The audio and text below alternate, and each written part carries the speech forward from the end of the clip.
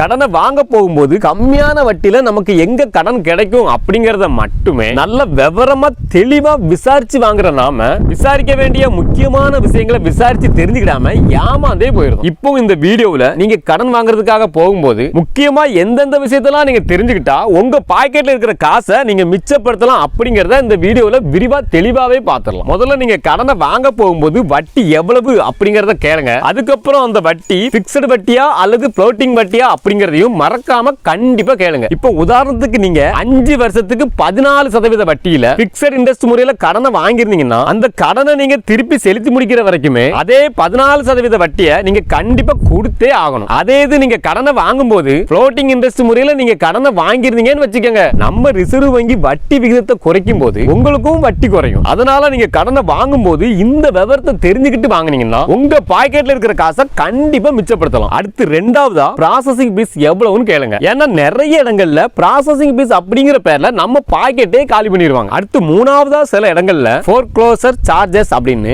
ஒரு அமௌண்ட் பிடிப்பாங்க. அந்த அமௌண்ட் நீங்க கடன் வாங்க போற இடத்துல பிடிப்பாங்களா அப்படிங்கறத கண்டிப்பா நீங்க முன்னாடியே கேட்டுருங்க. ஏன்னா இப்ப உதாரணத்துக்கு நீங்க 5 லட்சம் ரூபாய் கடன் வாங்கியிருக்கீங்கன்னு வச்சுக்கோங்க, இந்த சூழ்நிலையில திடீர்னு 2 மாசத்துல உங்க கைக்கு 10 லட்சம் ரூபாய் கிடைச்சிட்டுன்னு வச்சுக்கோங்க, நீங்களும் திடீர்னு பணம் வந்த சந்தோஷத்துல ஆடம்பரமா காரு பைக்குன்னு வாங்கி பணத்தை வீணடிக்காம ஒழுக்கமா கடனை அடைப்போம் அப்படிங்கிற எண்ணத்துல உங்களுக்கு கடனை கொடுத்தவர்கிட்ட போய் ஐயா நான் வாங்கின கடனோட அசல் தொகையை கெட்ட வந்திருக்கேன்னு சொன்னீங்கன்னு வச்சுக்கோங்க, அவர் சீட்ல உட்கார்ந்துகிட்டு சிஸ்டத்தை 2 தட்டு தட்டிக்கிட்டு என்ன சொல்லுவார் தெரியுமா? ஐயா நீங்க வாங்கின கடனோட அசல் பணத்தை இப்போ கெட்டுறதுக்கு எங்க சிஸ்டம் ஏத்துக்கிடாதியா அப்படின்னு சொல்லிட்டு வேணும்னா முதல்ல நீங்க ஒரு வருஷத்துக்குள்ள இஎம்ஐ கட்டுங்க, அதுக்கப்புறம் ப்ரீ க்ளோசர் பண்ணிக்கலாம் சார் அப்படின்னு சொல்லுவாங்க. ஆக மொத்தத்துல நம்மளை கட்டாயப்படுத்தி வட்டியை வசூல் பண்ணி நம்ம பாக்கெட்டை காலி பண்ணிடுவாங்க. அதனால நீங்க கடனை வாங்குறதுக்கு முன்னாடியே சார் நான் வாங்க போற கடனுக்கு ப்ரீ க்ளோசர் சார்ஜ் எல்லாம் எப்படி போடுவீங்க சார் அப்படின்னு கண்டிப்பா கடனை வாங்குறதுக்கு முன்னாடியே கேட்டுக்கோங்க. அடுத்ததா நீங்க வாங்க போற கடனுக்கு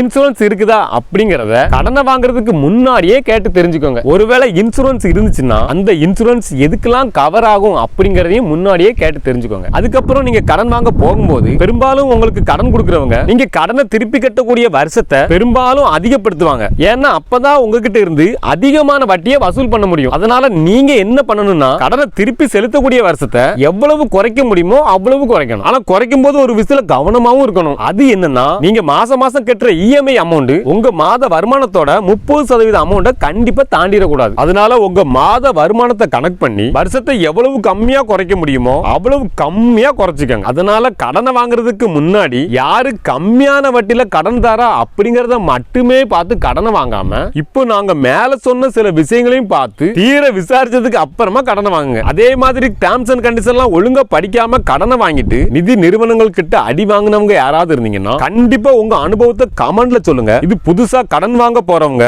அடிபடாம இருக்கிறதுக்கு ரொம்பவே உதவியா இருக்கும்.